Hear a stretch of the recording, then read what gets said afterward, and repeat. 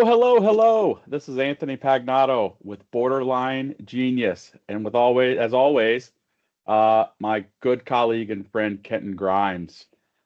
Today is May 15th, 2025, and we are officially recording what episode is that, Kenton? Fifth, I believe. Fifth, fifth episode. But we gave the audience what they wanted, I think, which was you hosted last week a little Yeah. solo. We had that big UK deal that was so important. You know, we had to record a bonus episode, even though it caused you to enter into hibernation for the weekend. So, I mean, yeah. Yeah, that UK trade deal. I was very whelmed by that. Very whelmed. So maybe even Guinness wasn't part of it, underwhelmed. unfortunately. If there was a special Yeah. provision for Guinness, I think I could have gotten your attention to wake up. Yes.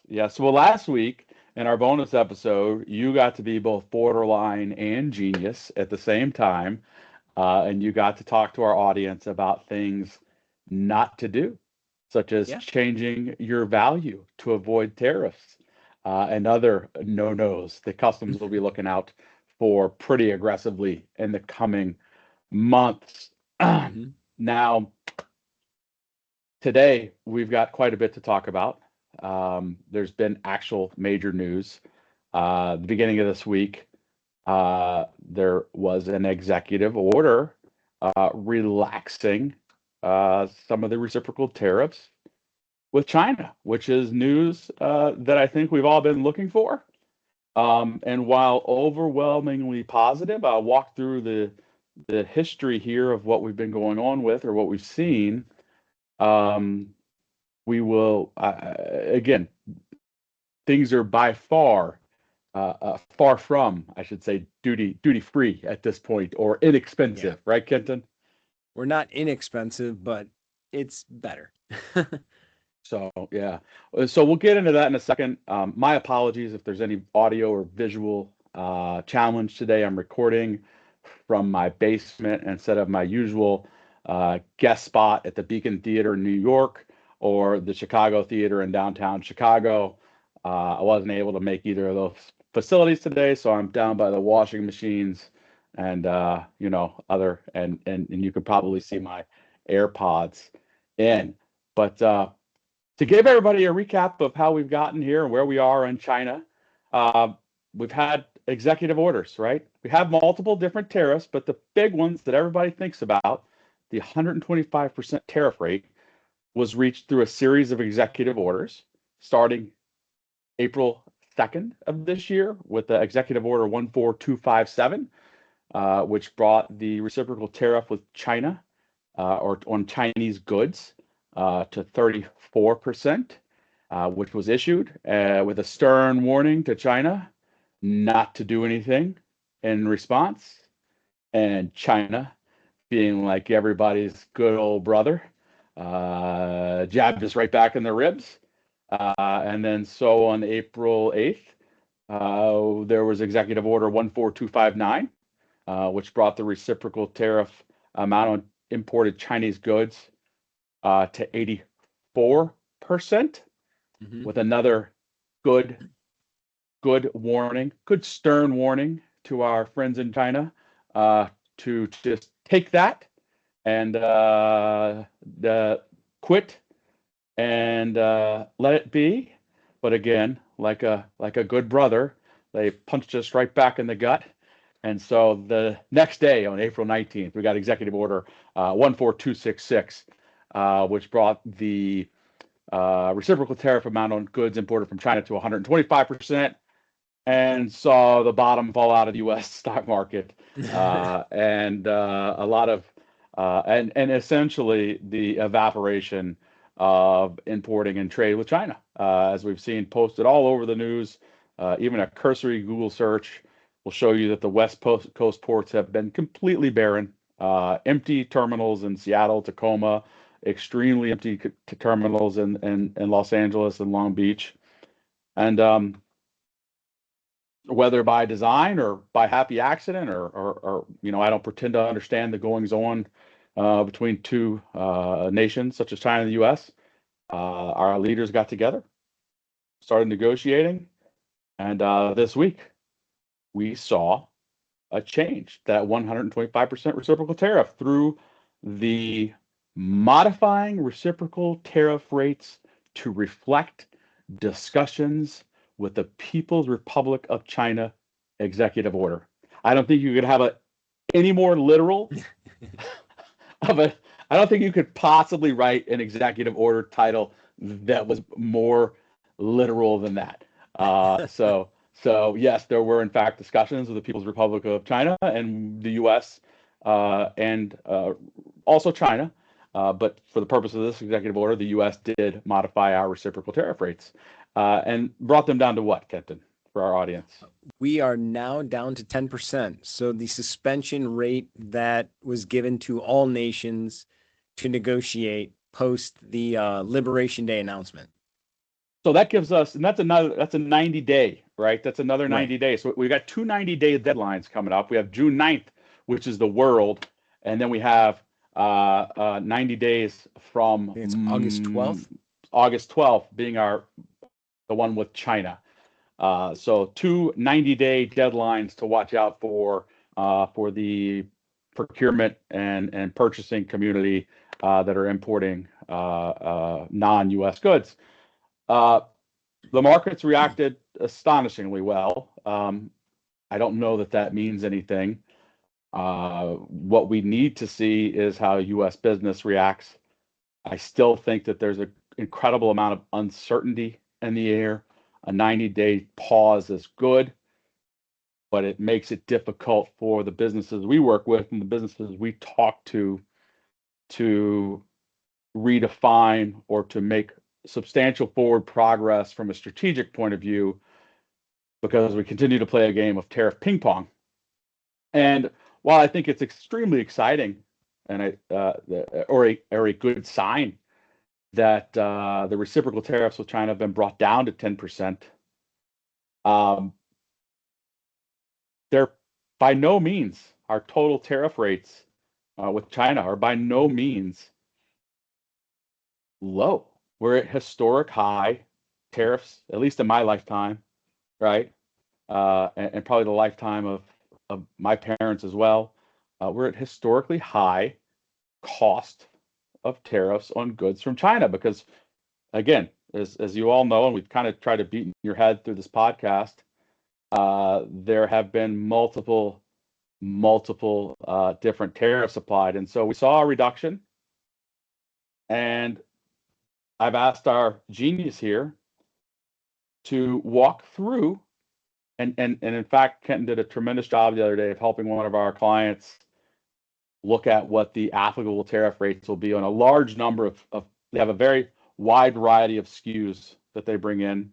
And he went in with another one of our colleagues, Lisa, great place that Mohawk Global can help. And we went through quickly and laid out what the applicable total stacked tariff would be on these products. And the rates were crazy. They range from, I'm going to spitball here, 25% to almost 80%, depending on the commodity. So can you help me dial that down a little bit for our audience Yeah. and Yeah, I talk about think how things go? yeah, I think we're ranging, like you said, more along the lines of 30 to 70%. So 10%, if your plus or minus product, 10%. I'm always plus or minus 10%. You got to it's give me okay. that. Human error, my chemistry teacher in high school used to say human error is always 5%. So we're looking at the 10% reciprocal for this 90-day window, but stacking on top of that is the 20% IEEPA, I'll call it the fentanyl tariff. So your baseline or your borderline is 30% off the rip out of China. So that's not counting your standard column 1 duty rates. That would be, again, stacked on top. However, if we go back to the first Trump term and we look at our Section 301 tariffs, you could have products that fall under lists 1, 2, and 3 that would add on top of that 25%. So now you're looking at a 55% tariff rate for the 25% on Section 301, 20% for the fentanyl, 10% for reciprocal. Or if you were part of list 4 in the 301, you only got a 7.5%. So you add those numbers up and you're at 37.5. And then it gets a little muddier when you get into the considerations of the Section 232 tariffs, right? When we're talking about automotive, steel, copper is going to be coming online soon, so is lumber. Those ones, that's when we get up to the 70% number, because you have 25% for 301 potentially, 20% for fentanyl, 10%, the 10% for reciprocal drops off, but you add on 25% for the 232. So 50% plus 20%, you're at 70. Or 25% or 25% plus the 7.5% plus the 20% puts you at 52.5. So you're looking at numbers that are certainly high and concerning, but when you juxtaposition the 125 we saw, there's a sense of relief, even if it's maybe not true relief, right? These numbers are still, as you mentioned, higher than they've been since the very early 1980s, when I believe China was still on column 2 status before we allowed them into the most favored nation column. That's before my entrance into the industry. I'm on year 26, so that's we're talking quarter of a century. We didn't have these kind of numbers, tariff rates out of China. So this is a shock for most of us, huh? And trade boomed, right? Yeah. Trade accelerated for sure. So even our highest likely tariff, as you add these, is still half of what the highest tariff was in the under the previous calculation prior to this most recent executive order. Yep. And again, the response has been quick. Mm-hmm. The bottom fell out of the bonded warehouse market just as fast as the bottom fell out of the housing market in 2008. You've never seen, and I've got some dear friends that I was working with in Kansas City. If you need a great warehouse guy or bonded warehouse guy in Kansas City, shoot us a note. I'll connect you. We got a lot of guys that put in a lot of work to do a lot of bonded warehouse storage, and that market evaporated very, very quickly, right? And we're seeing now a rush to ship. What have you heard from your clients, Kenton? What have you heard to people you're speaking to out in the market?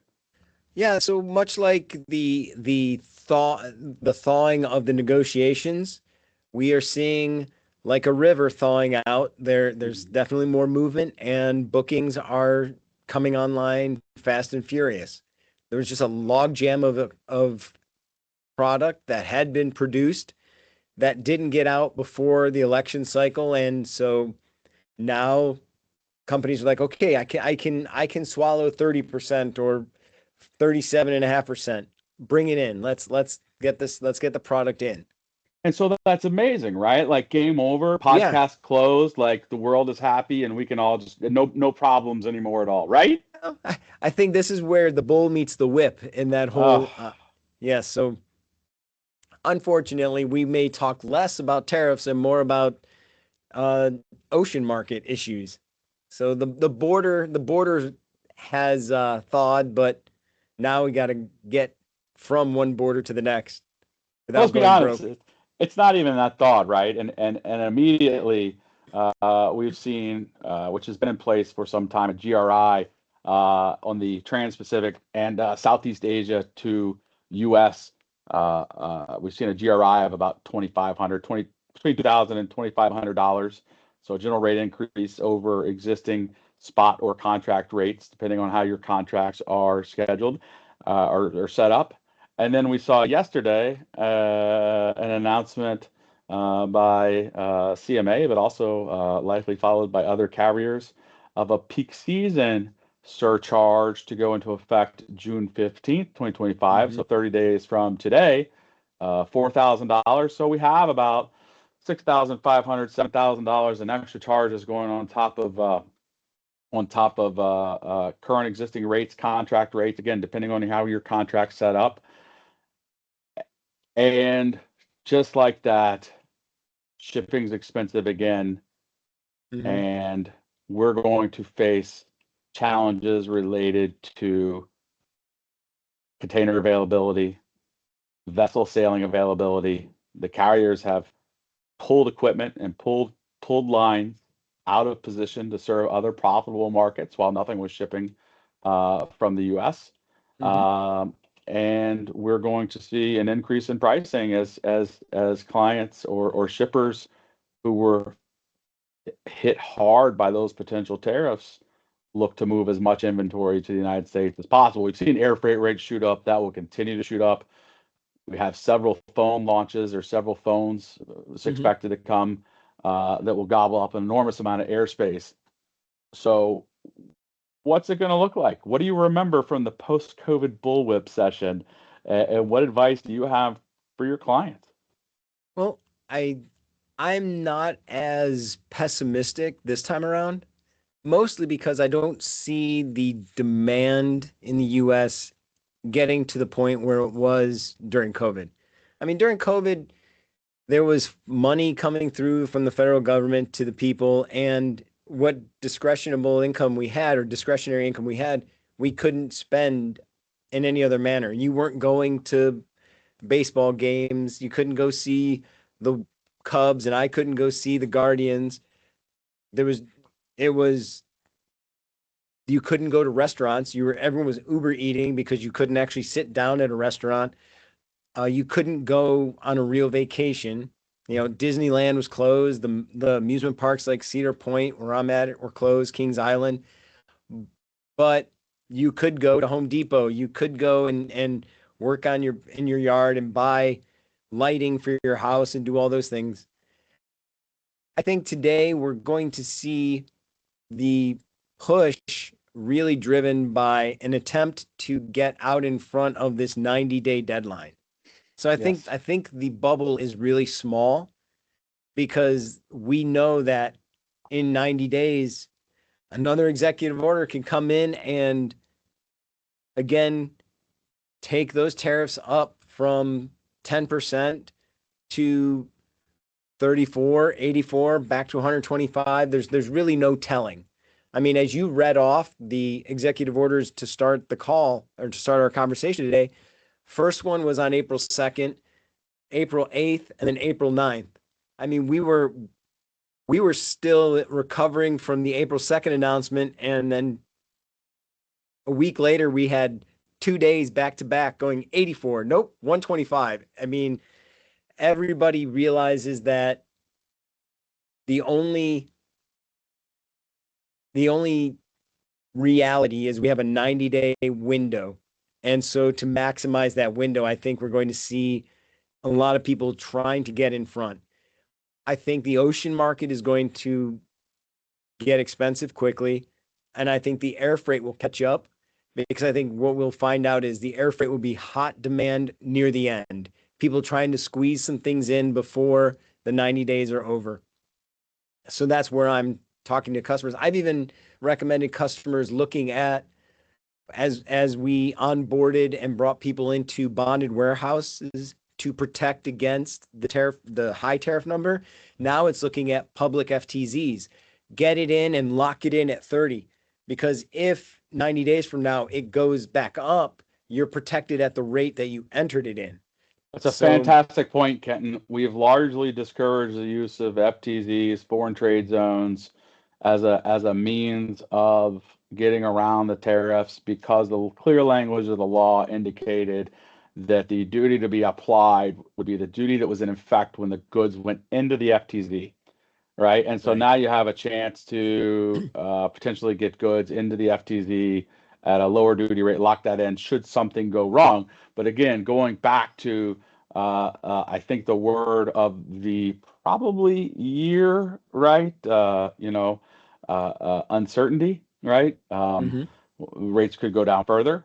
And you mentioned 90 days, but from my point of view, I do think we'll get 90 days. But I have to Mhm. remind everybody that we could get 5 days and we could get executive order titled modified reciprocal tariff rates to reflect our really angry conversation with the People's Republic of China, uh, jacking them back up again, right?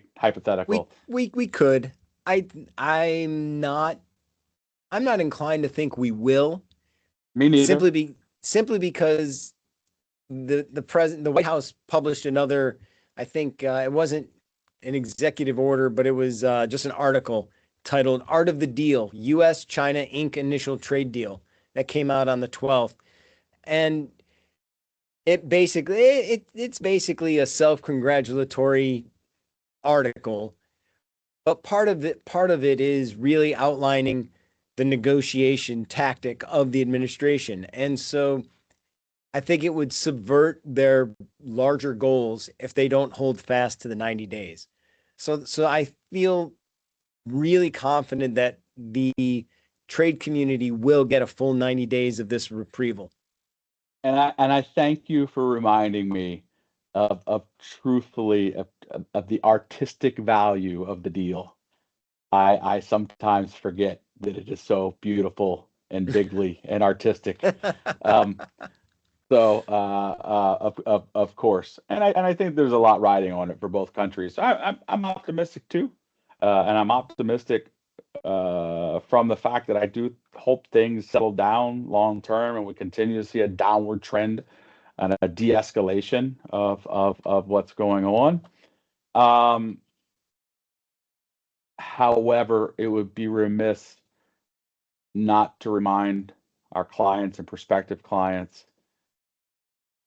to look at their anticipated duty per fully loaded 40-foot container as it was Mm-hmm. and as it is today, and consider how little maybe a $10,000 premium on ocean freights is compared to what it may have been from a duty rate. And so uh, you'll certainly, so I think we're going to see a rapid movement of a lot of freight.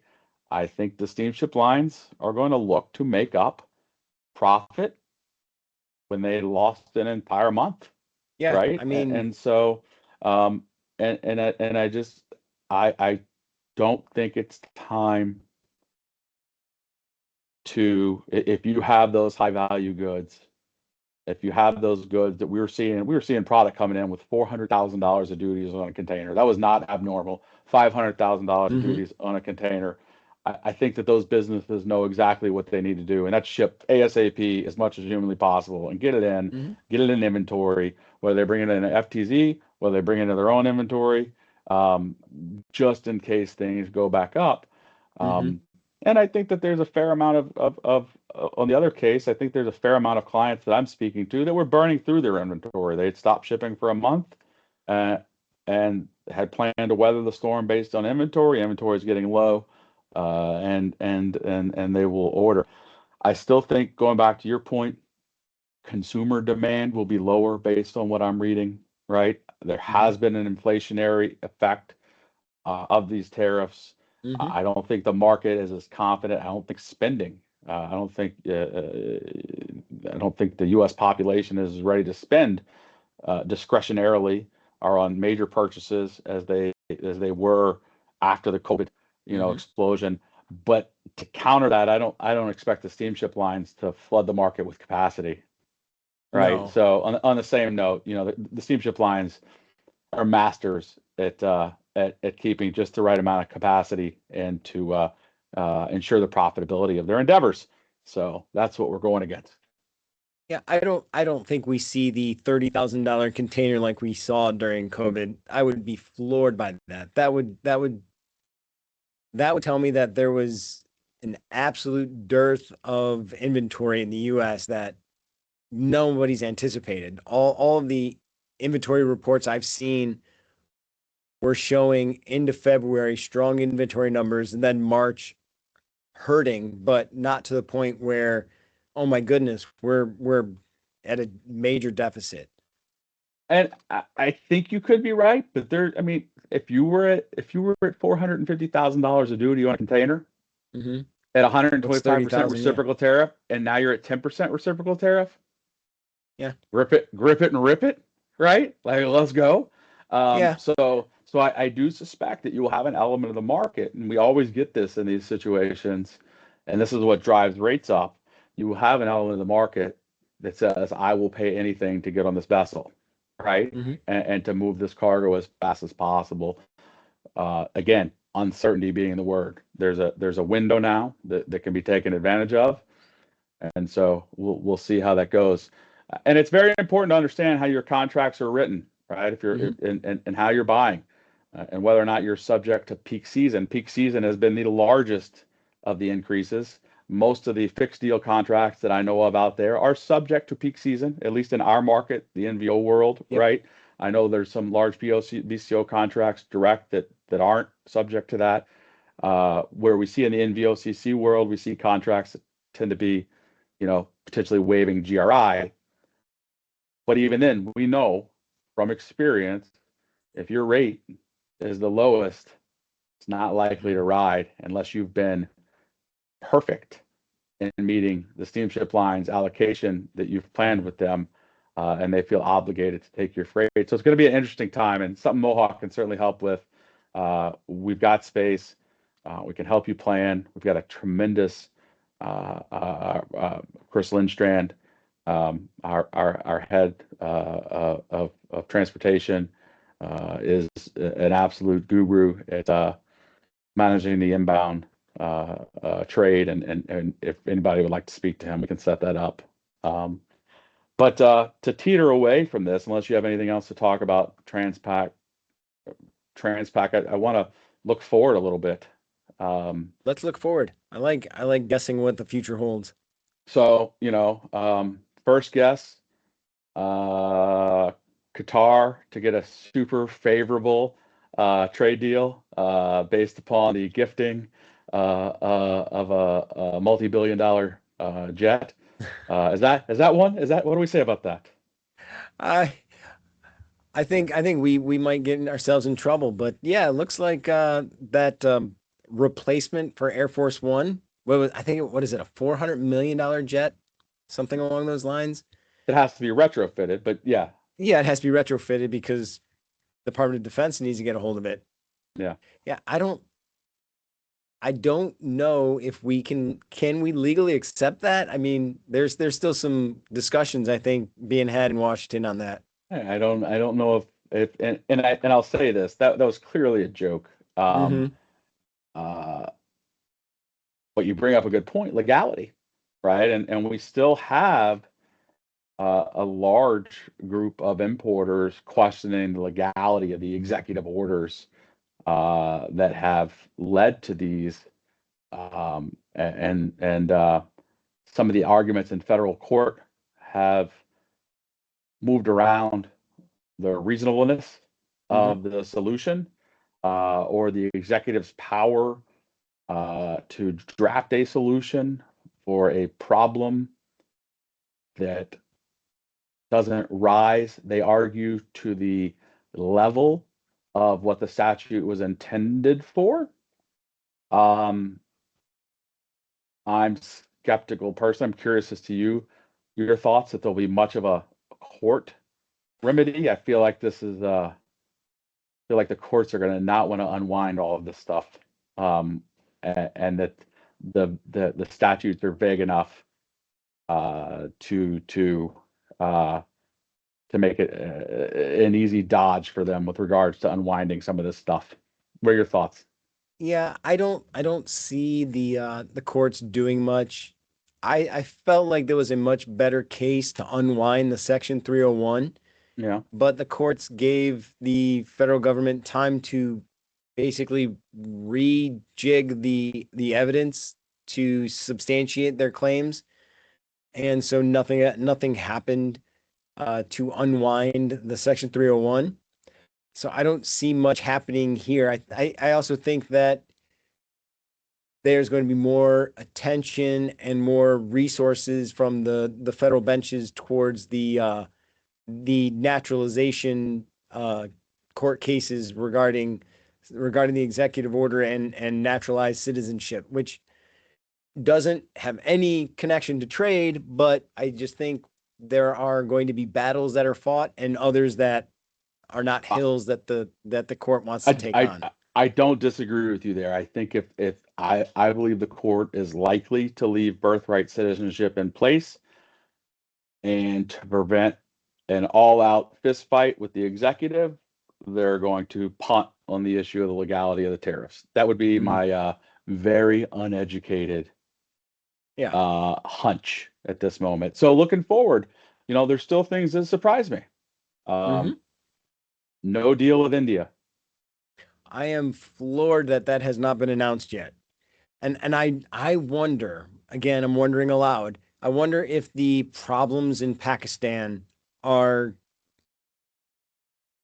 opening up opportunities for the further negotiating of that trade deal. I wonder if the outline was set, but as things progressed negatively or you know problematic for the U.S. interests in Pakistan, I believe maybe more levers became available. So the impetus or the need to rush that deal out, fell back because they found opportunities to further pursue interests not trade related, but through that mechanism.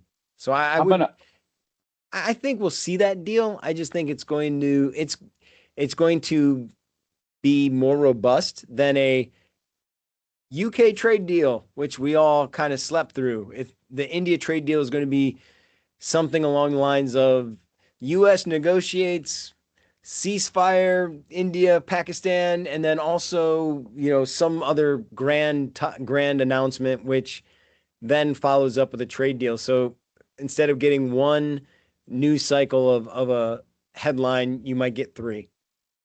Well, I don't disagree on the fact that there's a delay and that it's opportunistic to delay it for another week or two or what have you. I do Mhm. somewhat disagree with you, even though you're the genius and I'm borderline in this episode.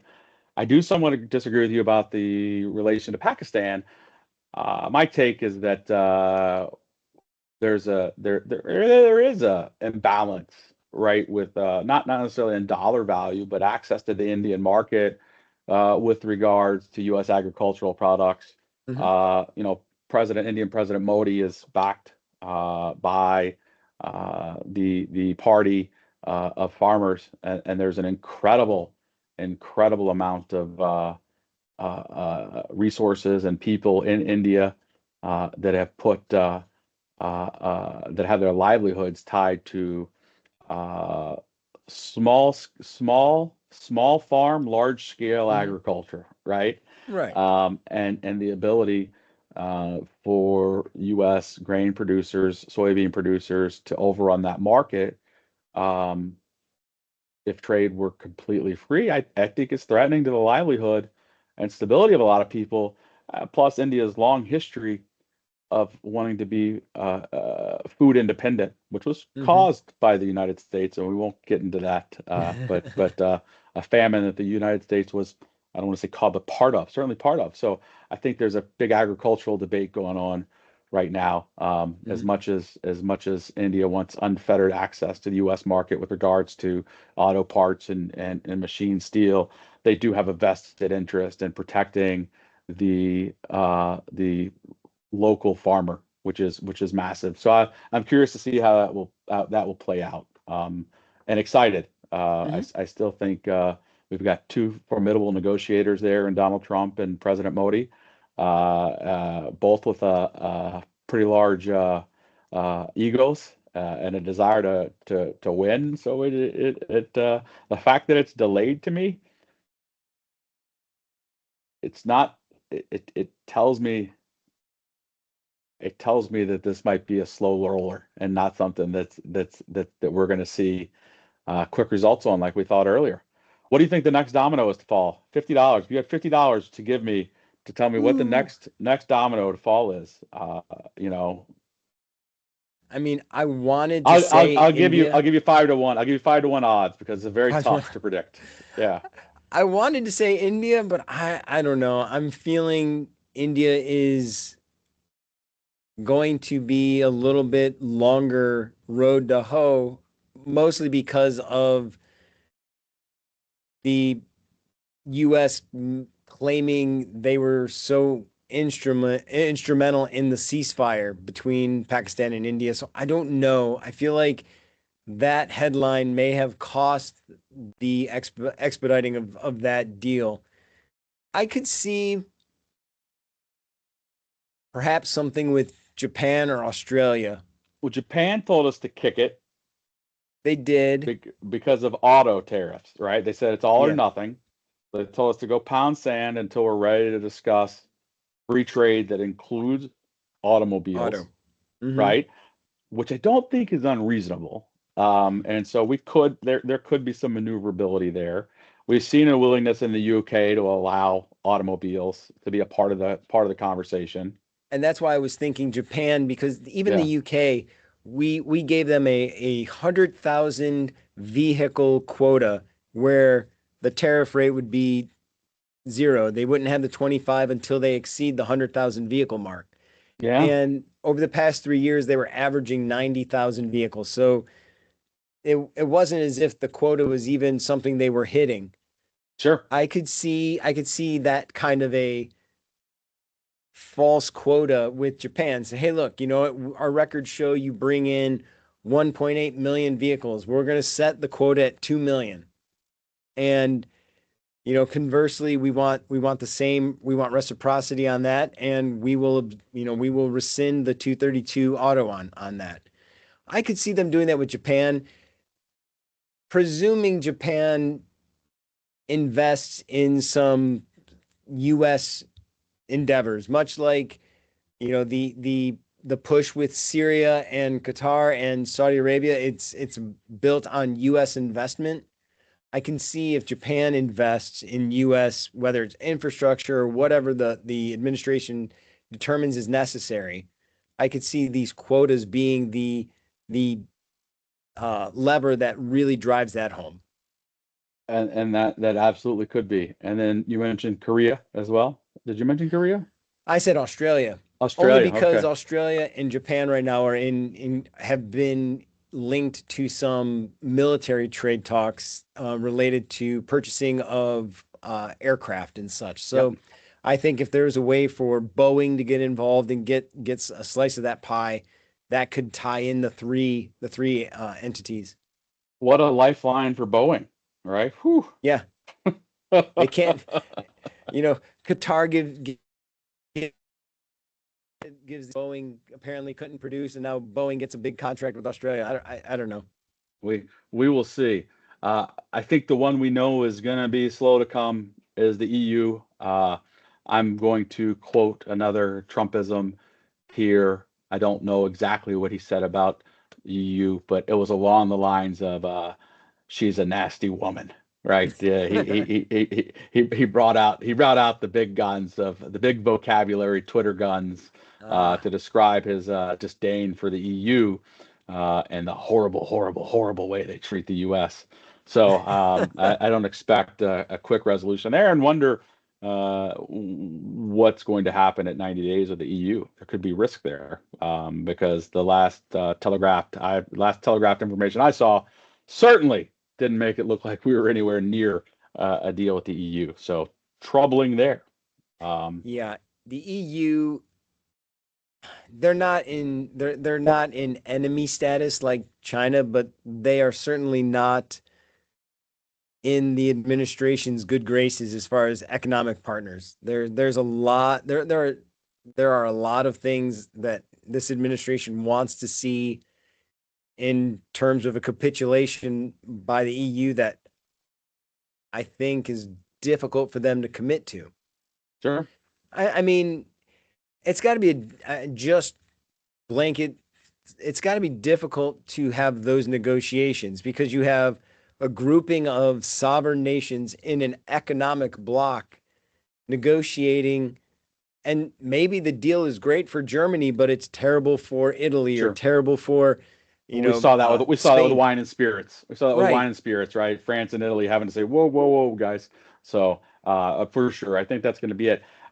I think we're down to our last listener. I Somebody's hanging on by the thread of a thread of a thread. And again, we promised you guys when we started this podcast it was going to be just how Ken and I sit around and talk, which this is exactly how we sit around and talk. So that's why we don't have many friends. um, but any parting thoughts, Ken? I do think we need to wrap it up. Yeah. People are falling asleep. If they're listening in their car, they're maybe getting the fender benders. Any parting thoughts, parting shots before we shut her down here? I think get on the boat as fast as you can. It's going to be a bumpy ride, but let's get the inventory in. Let's do our part and give us a shout if you need some help. That's what we're here for. I'm ready to dig into your classifications or whatever other things that are making it more difficult for you to navigate. So, Couldn't have said it better myself. Mohawk Global here to help as always. Our current customers, potential customers, friends, enemies alike. We'll help everybody. That's just who we are as a company. Kenton, it's been a pleasure as always. I really appreciate chatting with you, man. I'm glad we got this done. all right. And Don't to our forget to listeners out subscribe there, and like the subscribe. podcast. Yes. Remember, our kids don't think we have any fans. Don't let us go out like that. Boost it up. Thank you, guys. Take care.